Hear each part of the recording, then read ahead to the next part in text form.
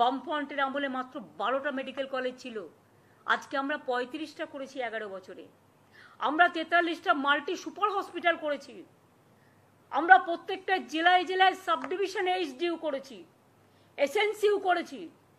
Institution delivery, pregnant mother পর্যন্ত মারা যাচ্ছে, সময় মতো বাচ্চা হতে পারছে না। গর্ভবতী মায়ের থেকে লজ্জা কি হতে পারে? আমরা এমনকি ট্রানজিট ক্যাম্প, ওয়েটিং হাট করে দিয়েছি। যেসব অঞ্চলগুলো দূরবর্তী অঞ্চল, জঙ্গল বা পাহাড় বা গঙ্গাসাগরের মতো অঞ্চল, সুন্দরবনের মতো অঞ্চল, আমাদের সিস্টেম করে দিয়েছিলাম যে আমাদের পেশেন্ট যারা গর্ভবতী মা বাচ্চা হওয়ার কয়েকদিন আগে নিয়ে আসবে, এবং যখনই বাচ্চা হওয়ার সময় আসবে তার পাশেই হসপিটাল, সেখানে নিয়ে যাবে। কারণ মায়ের গর্ভ যন্ত্রণা উঠলে তখন কিন্তু মা অপেক্ষা করতে পারে না, মা বাচ্চা দুজনের জীবন সংকট হয়ে যায়। কারো যদি হার্ট অ্যাটাক করে সে কিন্তু অপেক্ষা করতে পারে না।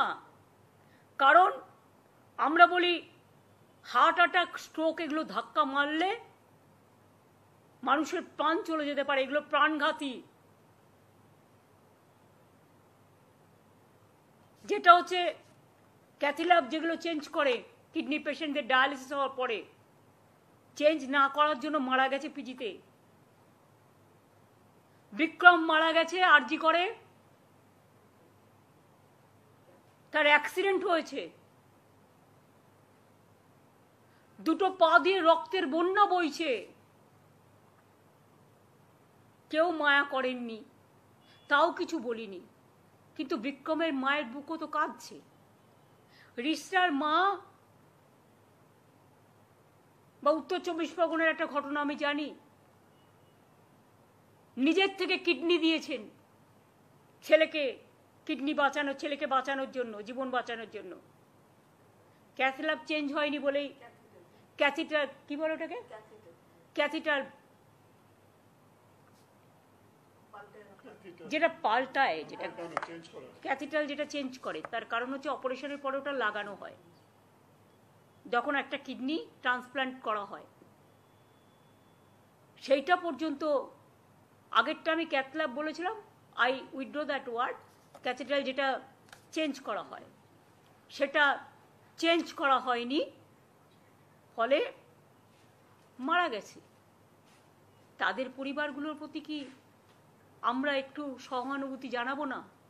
আমরা আর একটা মোমবাতি জ্বালাবো না? আর একটা প্রদীপ জ্বালাবো না? আমরা দুঃখ প্রকাশ করব না? 27 জন ইতিমধ্যেই বিনা চিকিৎসায় মারা গেছেন। আর কত মানুষ যে চিকিৎসা না পেয়ে বাড়িতে মারা গেছেন সে তথ্য আমরা জোগাড় করার চেষ্টা করছি। আমার হৃদয় কাঁদছে সবার জন্য। ডাক্তারদের আমরা মনে করি তারা ভগবান, তারা মানুষকে জীবন দেবেন।